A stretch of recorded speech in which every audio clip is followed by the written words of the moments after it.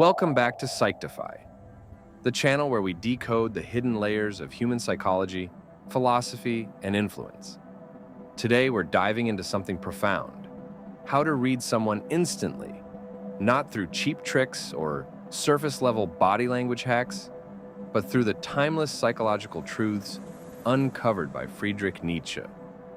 Nietzsche was not just a philosopher of morality and power. He was a master psychologist. In fact, he once claimed that psychology was the queen of the sciences. He dissected motives, peeled back appearances, and revealed the raw human drives that most people hide, even from themselves. If you stay with me for this journey, by the end of this lecture, you'll be able to walk into a room, talk to someone for just a few minutes, and have a deep sense of their character, their hidden motivations, and even their vulnerabilities. And let's be clear, this isn't about manipulation. This is about perception, clarity, and truth. Nietzsche said, "All psychology is a psychology of masks. And if you can see the mask, you can see the person." So, let's begin. If you want to read people instantly, the first Nietzschean principle you need to understand is this. 1. People reveal themselves in their contradictions. Nietzsche believed that humans are not consistent creatures. In fact, he argued that what makes us interesting is our inner conflict. The moment someone tries too hard to show you that they are kind, selfless, or moral, you can be almost certain that beneath the surface lies ambition, pride, or resentment. Think of it this way. If someone constantly insists they are honest, it often means honesty is a struggle for them. If they loudly advertise their humility, chances are they crave recognition. Nietzsche called this the psychology of the mask. The mask is not a lie, it's a clue. It tells you exactly what they are trying to cover. Here's how you can apply it instantly. When someone emphasizes a quality over and over, flip it. Ask yourself, what weakness are they trying to hide? For example, the person who constantly criticizes others for being arrogant. What do they secretly desire? Power, prestige, validation. The coworker who brags about how selfless they are, watch how quickly they get offended when they don't get credit. Nietzsche's insight here is gold. People confess their nature not in what they admit, but in what they deny too strongly. 2.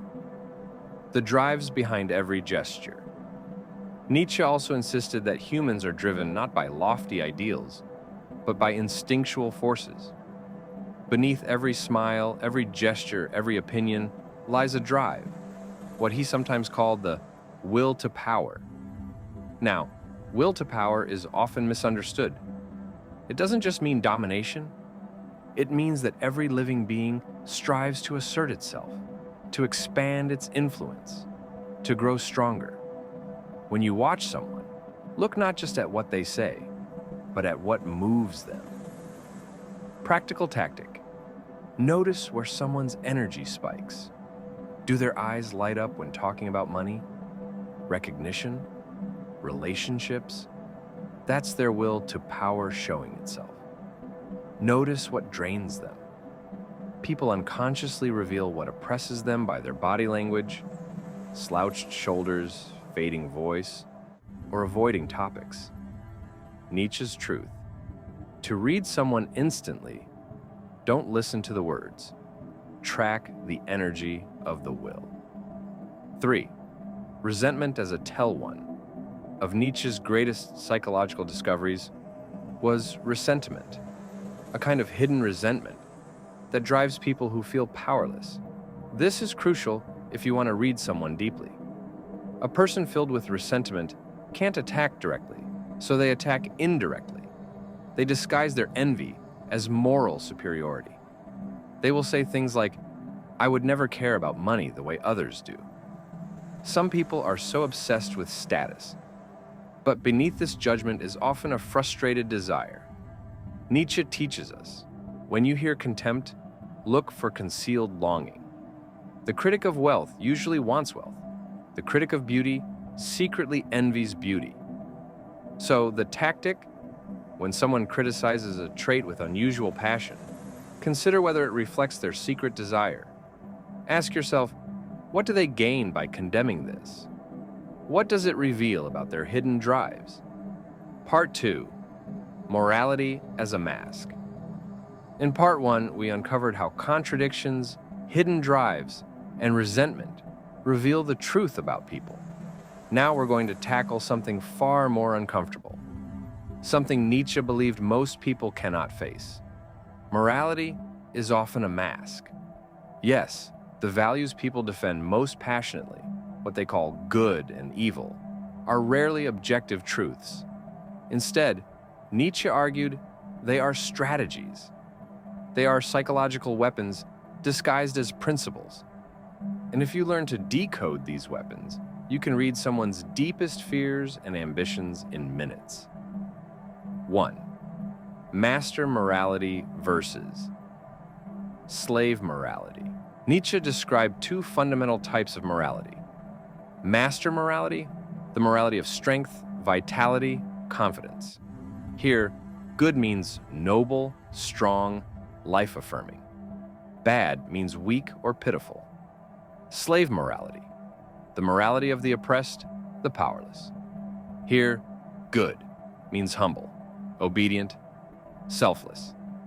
Evil means powerful, proud, dominant. Now, why does this matter for reading people? Because the morality someone preaches tells you where they stand in life.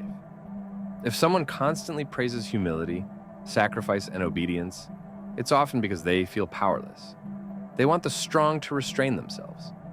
If someone praises strength, ambition, and independence, they usually feel powerful themselves or aspire to be. So here's the instant reading tactic. Listen to how someone defines good and evil. That is their autobiography in disguise. 2. Morality as rationalized desire. Nietzsche insisted that people rarely admit what they want directly. Instead, they moralize it. They turn desire into duty. For example, a person who secretly craves control may declare, "It's my responsibility to keep everything in order." Someone who craves admiration may say, "I just think everyone should celebrate kindness." The moral language hides the raw desire, but Nietzsche gives us the key. Whenever you hear should or shouldn't, ask, who benefits from this rule? What desire is this rule protecting? If someone says, people shouldn't be so greedy, ask yourself, do they actually resent not having wealth themselves? If someone says, people should always obey authority, ask yourself, are they trying to secure their own position of power? To read people instantly, translate their morality back into psychology. 3. The hidden fear. In every moral judgment. Nietzsche also argued that behind every moral stance lies a fear. This is a psychological goldmine. Examples. A person obsessed with purity and cleanliness may actually fear chaos, decay, or loss of control. A person obsessed with equality may secretly fear being left behind or overshadowed. A person obsessed with tradition may actually fear change, instability, or irrelevance. So the tactic is simple. When someone makes a moral claim, ask yourself, what are they afraid of losing? This instantly reveals their vulnerability. 4. The subtlety of tone. Nietzsche noticed that morality isn't only in words, it's in tone, posture, and even silence. Think about two people who both say, I believe in kindness. One says it warmly, with relaxed confidence. That's likely genuine, coming from a place of abundance. Another says it tensely, with moral superiority, as if accusing the world. That's ressentiment. Their kindness is really a weapon. Reading people is not just about listening, it's about tuning into the energy of their moral claims. Nietzsche would say, the tone is the truth. 5. Applying this in real life. So how do you apply Nietzsche's insight when meeting someone new? Here's a step-by-step. 1. Listen to their moral claims, what they call good or bad. 2.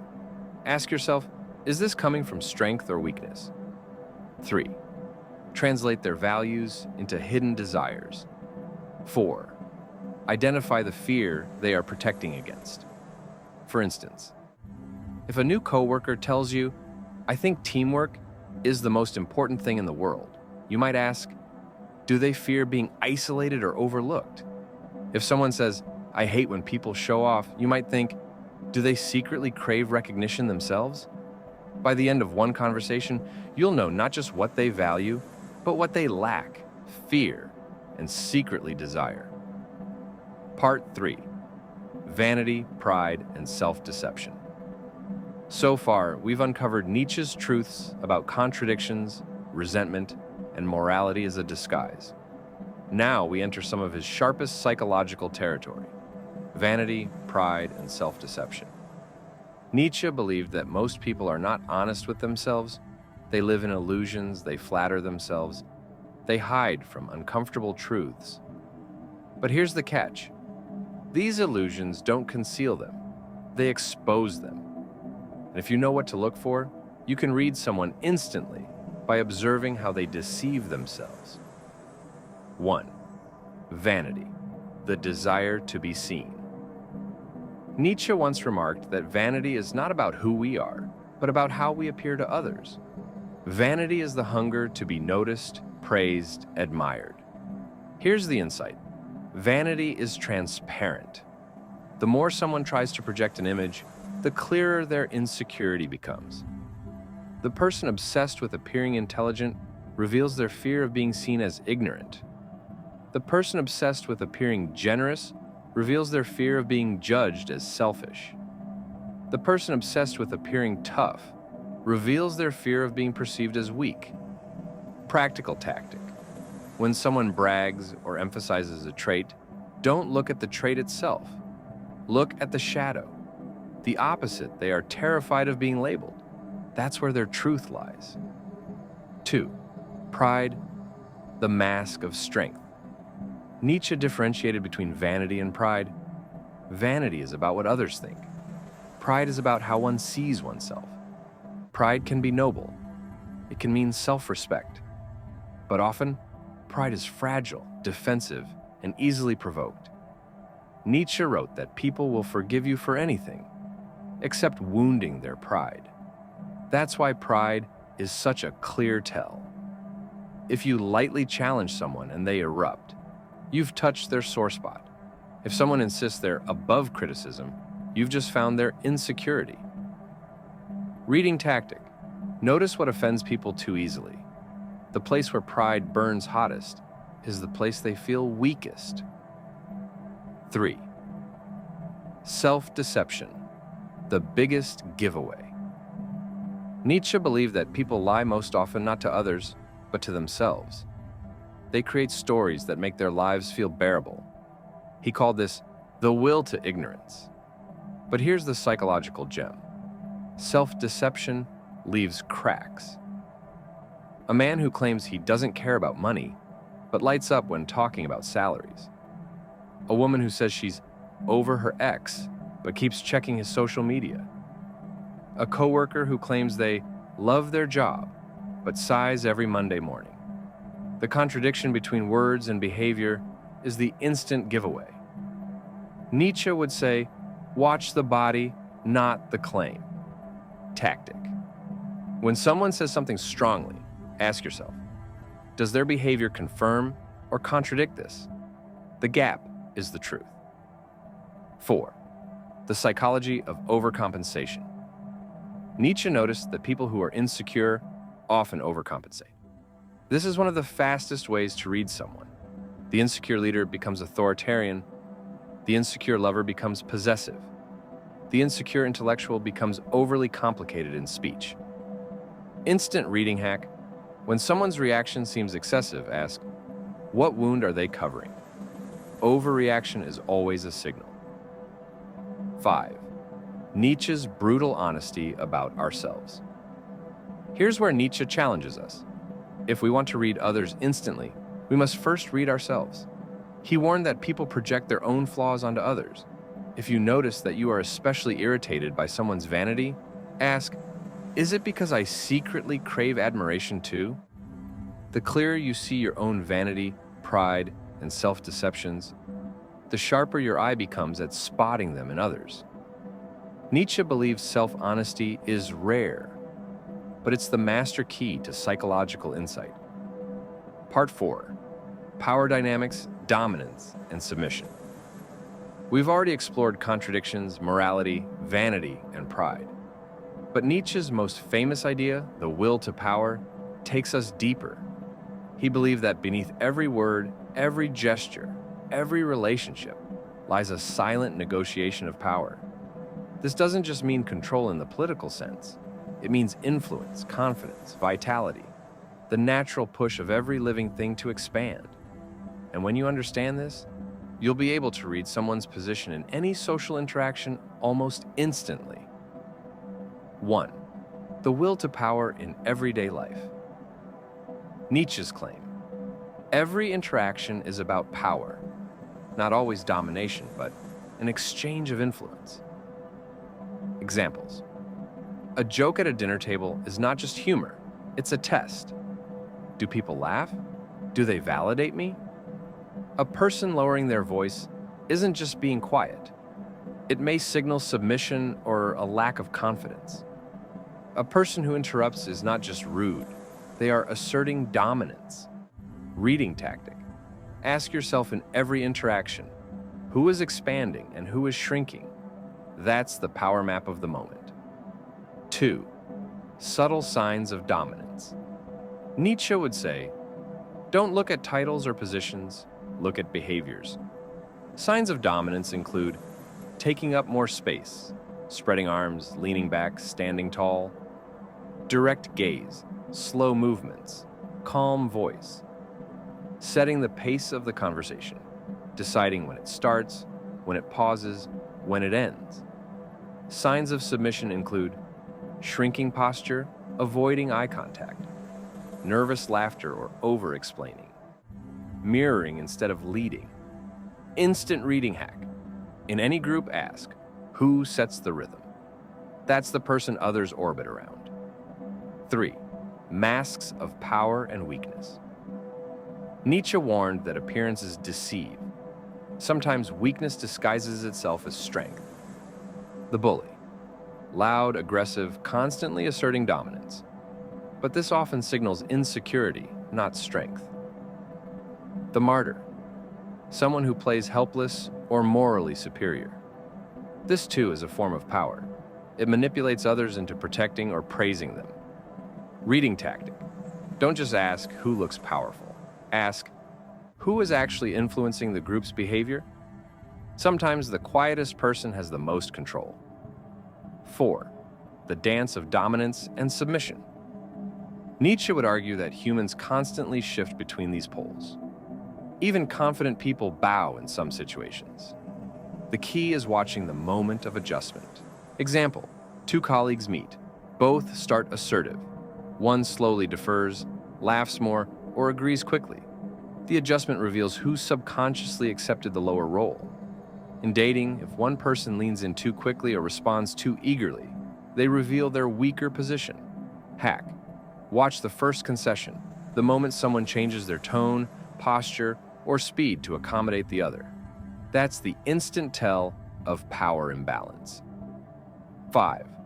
Nietzsche's challenge. The honest eye. Here's where Nietzsche becomes uncomfortable. He insisted that most people lie about power.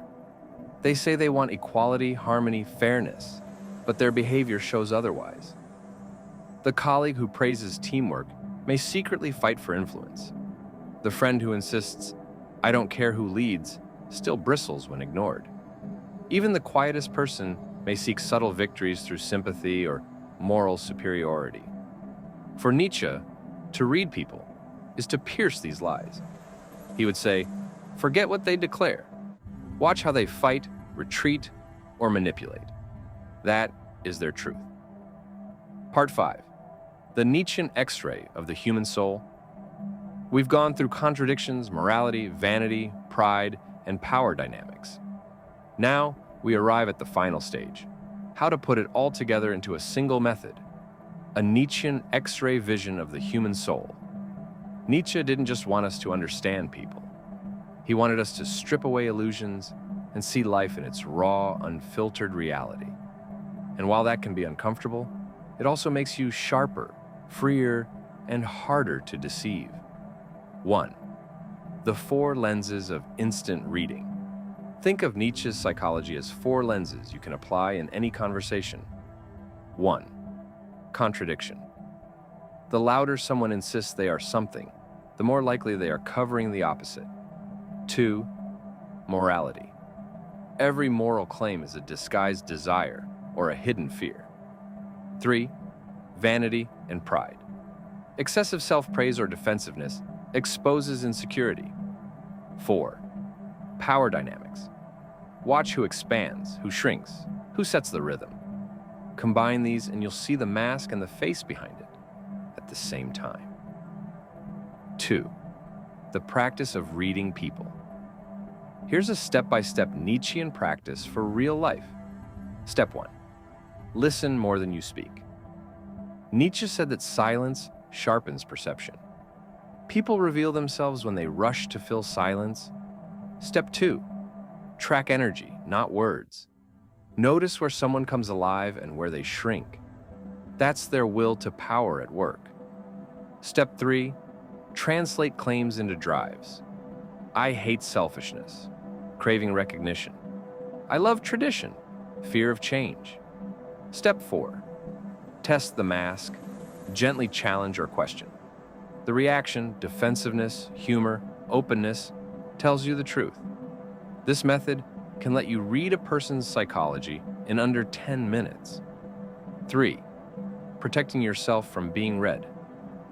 Nietzsche also warned, once you see through others, you must accept that others can see through you. How do you protect yourself? Don't overemphasize traits. If you keep saying, I'm not arrogant, people will assume the opposite. Align words with actions. If your behavior matches your claims, you give away less contradiction. Accept your flaws. The less defensive you are, the less others can use your pride against you. Paradoxically, the more authentic you are, the harder you are to manipulate. 4. Nietzsche's ultimate psychological truth. Here's Nietzsche's most radical insight. There are no transparent people, only people who think they are hiding well. And that includes us. The human being is a bundle of drives, masks, and contradictions. But those masks are never perfect. The harder we try to hide, the clearer we become. To Nietzsche, the goal was not to destroy these masks, but to see them clearly. Once you do, you no longer get fooled by appearances. You walk through the world with eyes open. 5. The gift of seeing clearly. Let's end with this. Nietzsche called himself a psychologist without equal, not because he judged people harshly, but because he saw them without illusions. When you read people through his lens, you don't just see their weaknesses, you see their humanity. You see their hidden desires, their fragile pride, their secret fears. And that knowledge isn't just power, it's compassion. Because when you know what drives someone, you can understand them better, guide them, or protect yourself from them. So here's your Nietzschean X-ray vision for reading people instantly. Look at contradictions. Translate morality into psychology. Watch vanity, pride, and self-deception. Read the dance of power in every gesture. Practice this, and the world will start speaking to you in a new language, the language of hidden drives and unspoken truths. This was Psychtify. If you found this deep dive valuable, subscribe and share it with someone who loves psychology and philosophy as much as you do. And remember Nietzsche's challenge. Before you read others, dare to read yourself.